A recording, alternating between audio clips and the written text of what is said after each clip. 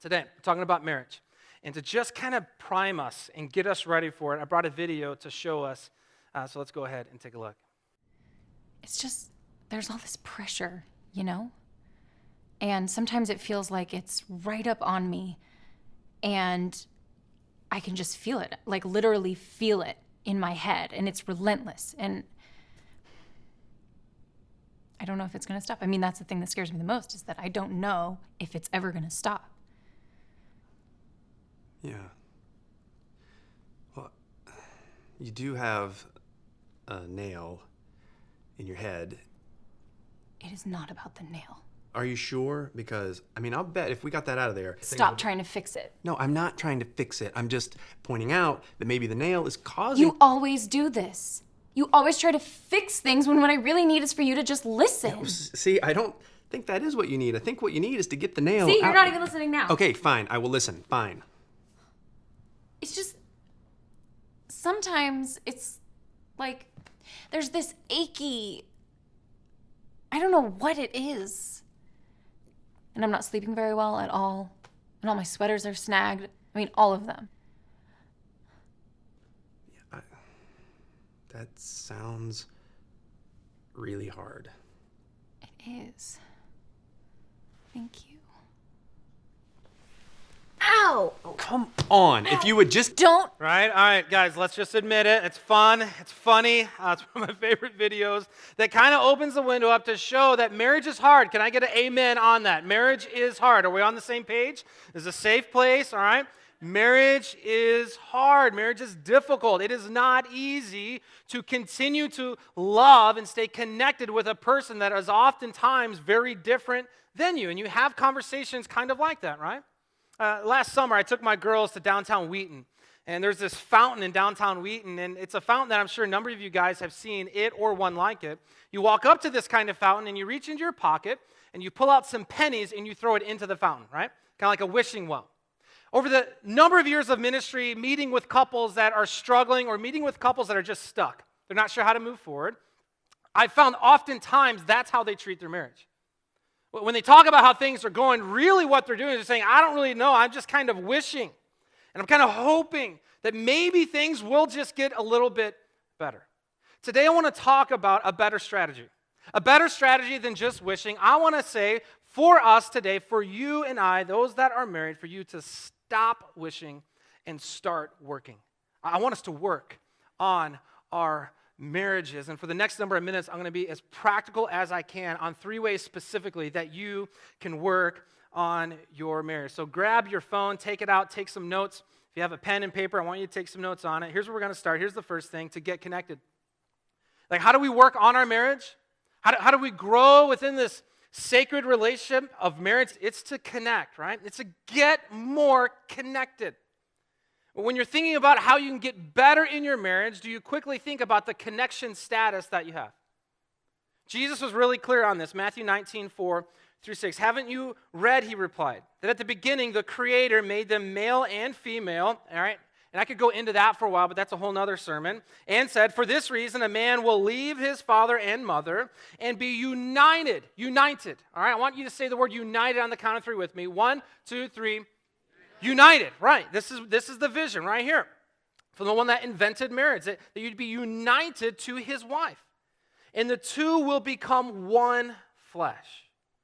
Verse 6, so they are no longer two, but one flesh. Therefore, what God has joined together, let no one separate. Since forever, the vision of your marriage has been oneness, not two-ness. It's to get connected. In Genesis, it's described in a very poetic way. It's beautiful, right? That she would be bone of my bone and flesh of my flesh. So unified and so connected and so one that it's as if we don't even know where the one ends and where the other begins. I mean, we are not just a team, but we are a unified, connected body, one flesh. My question to you is, what's the connection level in your marriage? Scale of 1 to 10, 10 being like what I'm reading right here. How connected are you with your spouse? Oftentimes, this is where some of the frustration comes. We are surprised after the honeymoon at how hard it is to stay connected to our spouse. Kelly and I had one of the best honeymoons ever. All right, I won't go into detail on that. I'll just keep moving along, but it was awesome. And we got back into our one-bedroom apartment, and we slept on the futon that I had in college. And quickly, Kelly realized I couldn't even afford a shower curtain, which for me was okay, but for her, that was bad news. All right? And we just began to realize that, man, staying connected is actually harder than we anticipated. Not only that, we began to realize that we communicated our love in different languages. 2 books I'm going to recommend in this part of how to grow in our connection and how to work on that. The first one is the book 5 Love Languages. Show of hands, any of you guys ever read this book before? Yeah, it's a really popular book. If you haven't read it, check this book out. What the author goes into in this book, Gary Chapman, he says there are 5 love languages: words of affirmation, acts of service, receiving gifts, quality time, and physical touch. All right, I didn't know this when Kelly and I first got married. And so here's what I was doing to try to stay connected and increase our connection is I was loving Kelly in the ways that I like to be loved. All right? Guys, don't act like you don't do the same thing. All right? I was loving her in the ways that I like to be loved, in the ways that made sense to me. And let me give you an example. Her first birthday when we were married, I called like 80 of our friends and I threw a surprise party for Kelly. Because I'm like, I love parties. I'm a party waiting to happen any day, every day, right? I'm like, I'm going to be a hero. Yeah. I got them all crammed into our one-bedroom apartment. Kelly had no idea, and I bring her to the door and open the door, surprise! And in that moment, Kelly looked at me as if she was going to kill me, right? So the second year, for the second birthday we celebrated in our marriage, I'm like, here's why she didn't like it. I didn't have enough people there. Yeah. I wish this wasn't true.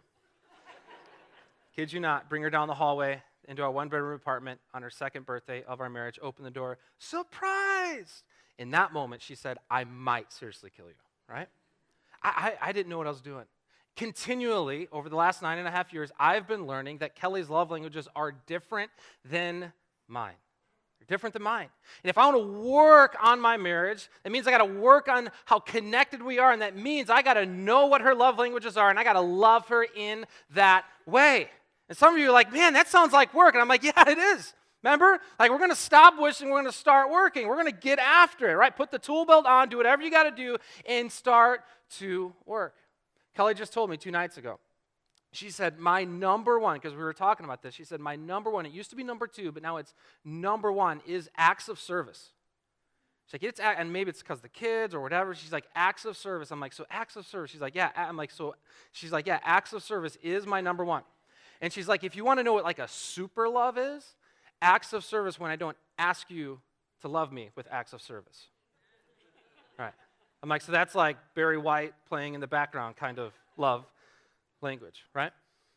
What's your love language? Do you know your top love languages? All 3 of my top love languages are physical touch. I don't know if any of you other guys have that. It's kind of weird, right? And then food, and then ESPN. No, but for me, it's very different than Kelly's love languages. Mine are gifts.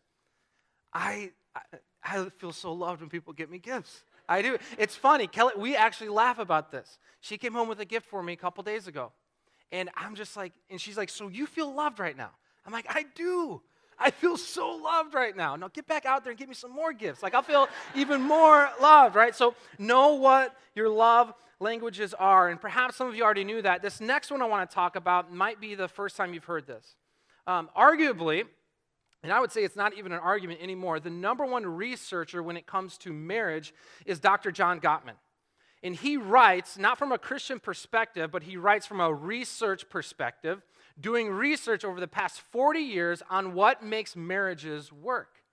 Kelly and I read his book, The 7 Principles of Making Marriage Work. We read this book about 5 years ago, actually right before we started mission. We went through that book, we read those principles, and over the past number of weeks, we've been reading back through it again and again. It is powerful, powerful stuff. Again, his research and his writing, it comes from watching couples, literally studying them for over 40 years. What he has in his writing is this. One of the ways to really increase connection is by turning towards your spouse. Now, let me describe what this is. He says that every single marriage has a spouse, right, that are constantly giving emotional or bids of connection. Bids of connection. Show of hands, how many of you have been to an auction before? Any of you guys? All right, a few of us, all right? I've been to an auction before. It was a horse auction, but I won't get into that. And so the way that it works is if someone is auctioning something and you want that, you're interested in that, you raise a little paddle, right? You're making a bid. And what Dr. John Gottman says is constantly this is what you are doing as a spouse, is you're raising your hand in essence, and you're making a bid to connect with your spouse, all right? You're making this bid all throughout the day and the week. Now, he says that these bids are not very obvious, which is what makes this hard. Sometimes this bid for connection can be as simple as a smile. Sometimes this bid for connection can be as small as just a really small compliment. Sometimes this bid for connection can become moving your hand over in the car to try to hold the hand of your spouse. He says these bids of connection are oftentimes small, but what he's seen in 40 years of research is that when you turn towards that bid for connection and respond to it, that alone is more powerful than going to the Bahamas for 2 weeks. And I would also add it's a lot cheaper as well, right? This alone has been transforming my marriage with Kelly. Powerful stuff. And so here's what we've been doing. We've been scanning to see when each other are making these bids for connection. She's been seeing my bids for connection, and I've been seeing hers. And what Dr. John Gottman says is you have three options when someone makes a bid for connection. You can either turn towards them, and that's when you respond. You let them know that you see that bid, and you talk to them about that. Or you can turn away from them, or you can turn against them. Research shows those that turn towards are thriving in their marriage. Would you this week begin to look through a new filter, this filter of connection with your spouse, looking and searching for these bids of connection, and would you turn towards them? Stop wishing, start working. Here's the second thing that I want to talk about, is to get curious. Is to get curious about your spouse. When was the last time you learned something new about your spouse? Now, just for effect, I asked some friends at Mission to send in some pictures for us. And I want to start with their most recent picture, and I'm going to start with Wayne and Ruth Miller. This is a very recent picture of them, right? They're some of the elder statesmen in our church. Love them dearly. Love that you guys are here again. I know Wayne's been battling some illness, so love having you guys here. So this is very recent. And then I asked them to send in a picture of when they got married, and this is the one on the right. It's cute.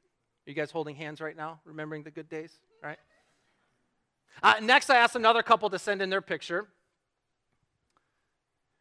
Check this out.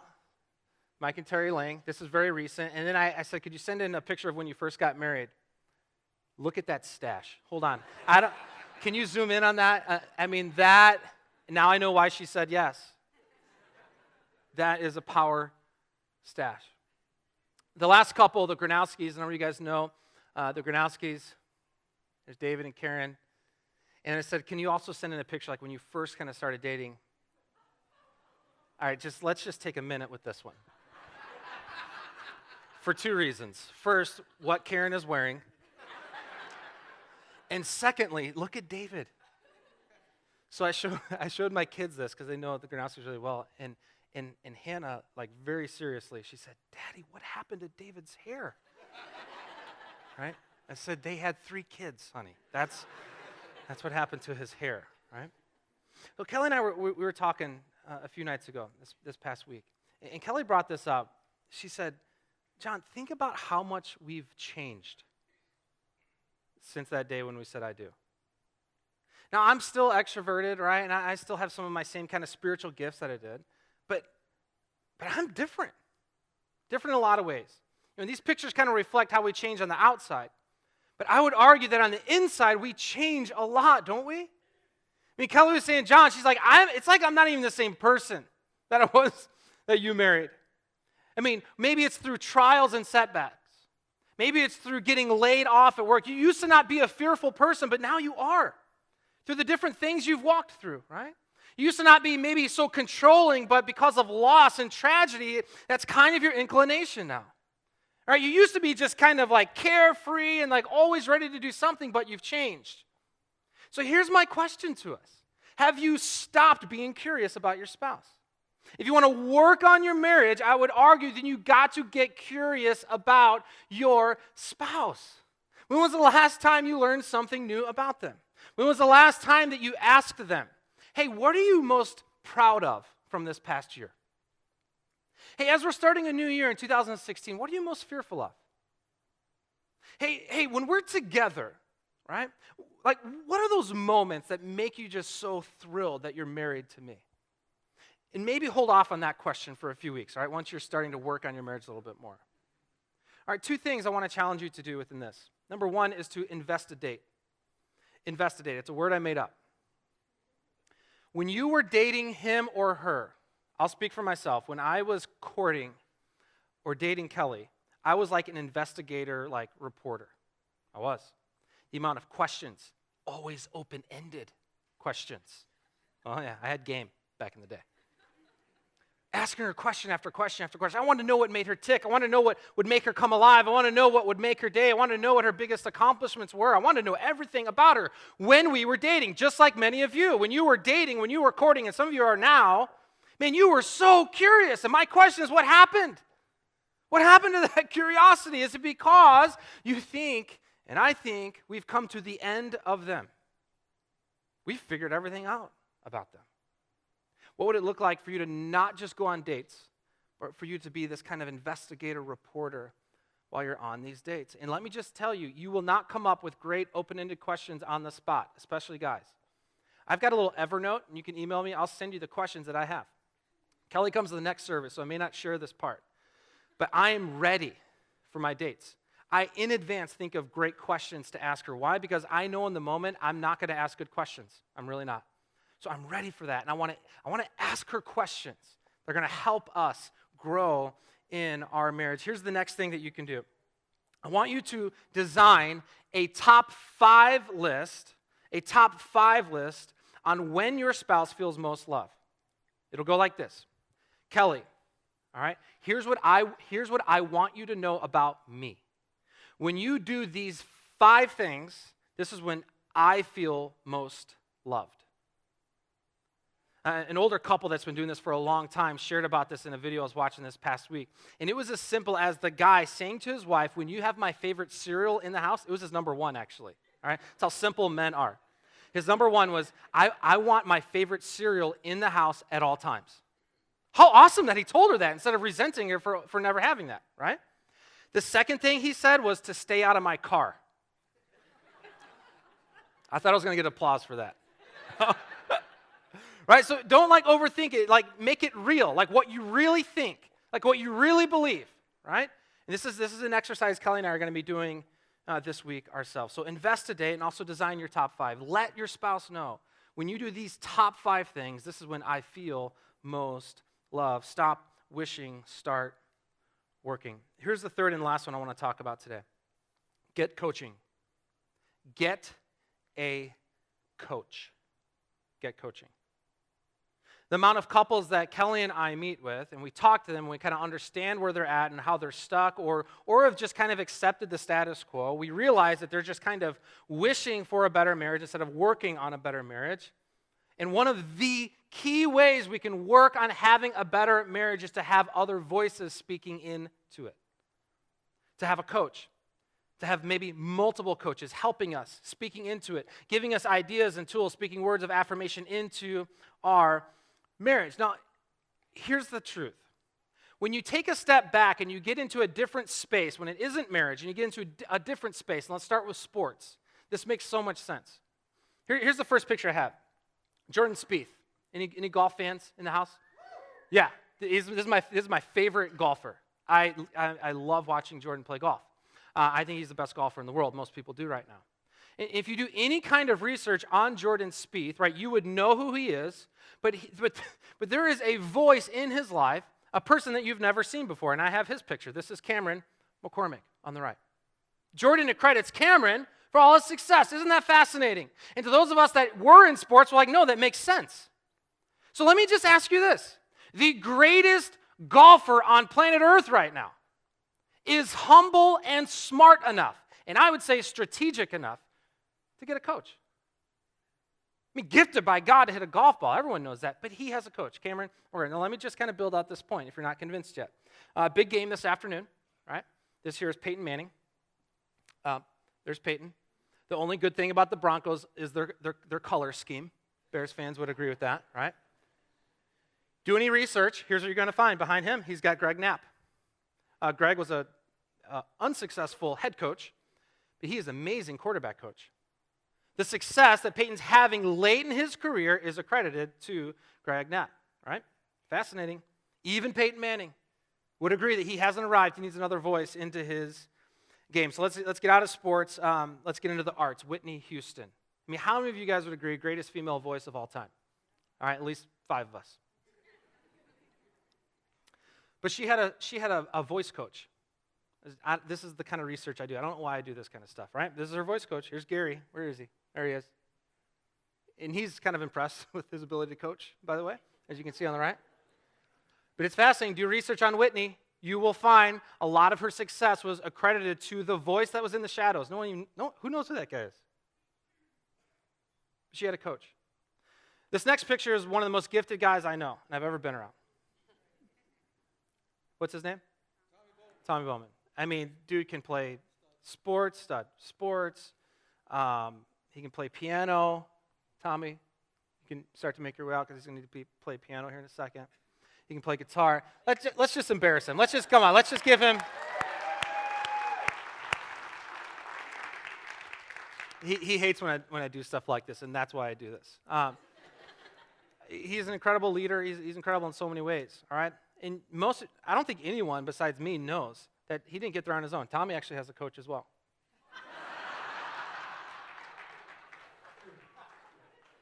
All right? You're like, how does he sing like that?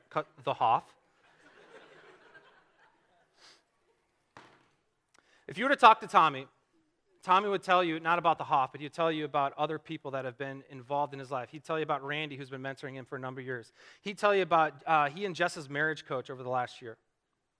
For Kelly and I, we got coaching specifically through a counselor this past year. Powerful stuff. Why? Because I want to have an awesome marriage. I want my marriage to be better than yours. I'm competitive. Use whatever you need. I'm competitive, all right?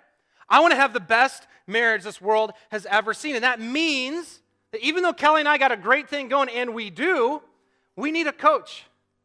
And so do you. And at times, a coach in marriage is an author of a marriage book. I mean, pick up a book, read that, discuss that with your spouse. At times, it can be a mentor. Get a mentor. We'd love to help you find a mentor. Talk to us at Steps Matter. For a number of you, it could be through a couples group. This is the first time that we're going to have couples groups in our church. It's going to be really cool. I'm leading one of them, Kelly and I both. And so we're going to be going through a couples book for 12 weeks. There's a few more couples groups. Sign up for one of those today in your lobby, right? Get a coach. And a lot of times that can come through the power of community, going through a book together, or it could be through a Christian counselor. Email us, and we will talk to you, or stop by Steps Matter. We will talk to you about what it could look like for you to get a Christian counselor. Stop wishing. Start working. I'm passionate about this because I fully believe that God has more for your marriage.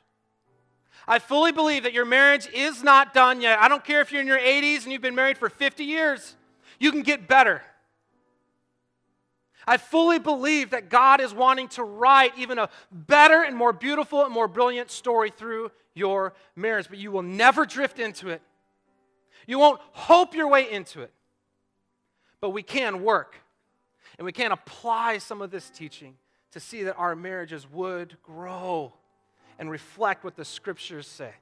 Unified, one, inseparable. Father, thank you for what you're doing in our church, and I pray, God, that you would speak even now. As Tommy sings this song over each one of us now, God, may these words and may these lyrics penetrate our heart. We ask this, Jesus, in your name. Amen. Thank you for watching Mission Church Online. It's our prayer that this message both challenged and inspired you. We hope you will join us in redefining what church could be in your life by taking a next step. Whether that's sharing this message with a friend, joining us live next Sunday, or requesting prayer by emailing us at prayer@wearemission.com. We believe that these are moments that can lead to movement.